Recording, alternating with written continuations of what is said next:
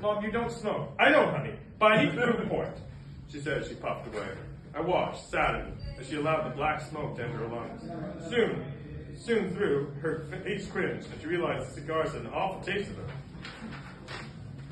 She watched the cigarette in the sink and threw it in the garbage. Then I saw the cookie drive back up the driveway.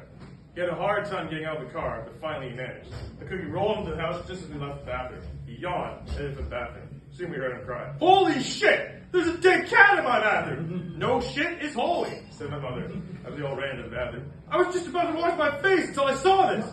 "How can you wash my face, or your face?" questioned my father. "You're a cookie. That would just moisten your face and make it crumble more easily." The cookie glared at my father. "Who put this cat here?" he asked. We all, much as I hated to, shrugged. "Well, it wasn't me, and so it's not my responsibility to clean it up." "Then I guess you can't cut the mustard," stated my father. "I can cut mustard, you crippled man," my father gasped. But I think he was more shocked that the cookie would accuse him of placing the cat there. "Watch me." "I will." The two men headed to the kitchen. Soon the cookie was spreading arms and legs, took out a jar of mustard from the fridge. He dumped some of the yellow contents onto a plate, and easily cut through it with a knife. I never knew food products could sprout limbs. "There," my father clapped. "Very good. So dispose of that cat." The cookie scowled, headed back to the bathroom. "And I feel like playing the piano." I watched my father hop to the piano bench and sit down. He rolled it with one sleeve and played with his one hand. "What note am I playing?" he asked the cookie as he hit a low D on the keys. "C," came the cookie's reply as he held the dead cat in his white gloved hand. My father shook his head. "No, that was a D. You have Van Gogh's ear for music." "Yeah, that damn painter stole me Van Gogh's ear to replace the one that the dog chewed off." My father laughed as the cookie placed the dead cat into a garbage bag and put the bag in the garbage bin outside. "How does a cookie even have ears?" The cookie shrugged. "I have no idea." "How did you get your ear chewed off?" I asked.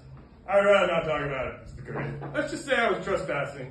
Those dogs were chasing me forever.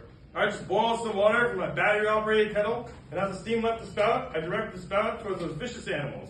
I almost ran out of steam, but finally the heated mist slowed them down." "Wow," was all I let out. "Yep, it's fun when you're 17. We all just stared at the cookie. 17. Wow. "Anyone want to walk with me to the flea market?" "Sure. What do we need?" I asked. "A new lamp." "You're buying that from a flea market?" "Sure." But then when we walked to the 2 blocks to the flea market, we discovered that all the market sold were fleas, orange fleas, blue fleas, purple fleas, itchy fleas, talking fleas. There are fleas of every kind.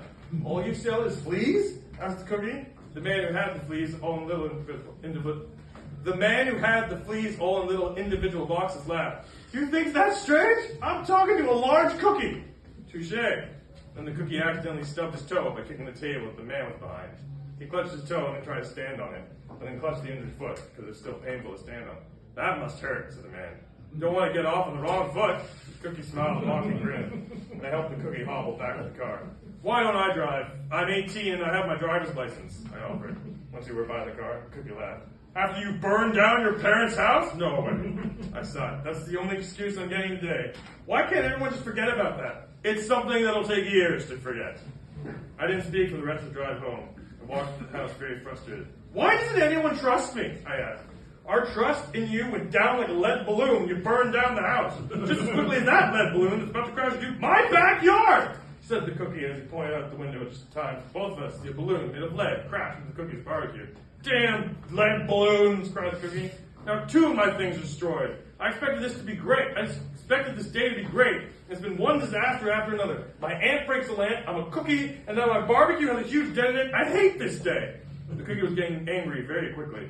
The cookie's emotions were very unpredictable. Suddenly we heard a bang and a cannonball fired at someone on the kitchen wall. "Oh my God! Stop that loose cannon!" cried my mother, as a small cannon by the kitchen table kept firing cannonballs at the kitchen wall. "You stupid piece of shit!" My uncle then picked up the small cannon and threw it out the door as it fired its last cannonball in the street, knocking over a chimney and a few houses down. "Why do you have a cannon in your house?" questioned my father once my uncle had calmed down. "It was a gift from my old friend. I was told it never worked. Someone lit a match and started it. I smell a rat." He had a good sense of smell, too, because just then we saw a ramp scamper across the kitchen floor, carrying a match in its hand. "That's it!" That's when the cookie grabbed a rolling pin from the shelf and repeatedly beat the rat with it until it was dead. My mother burst into tears. "3 dead animals, 2 beaten," she moaned. "I want this day to end." "Seriously, Bob, you need to use your loaf. There's a better way to get rid of animals than just whacking them dead. Now you have another dead animal to clean up," said my father as he held my wailing mother. "I don't think a loaf of bread would have helped this situation," said the cookie. He proceeded to dispose of the second dead animal that day. In the morning, Uncle B went to work. It was an engineer who worked in the factory just 9 blocks away.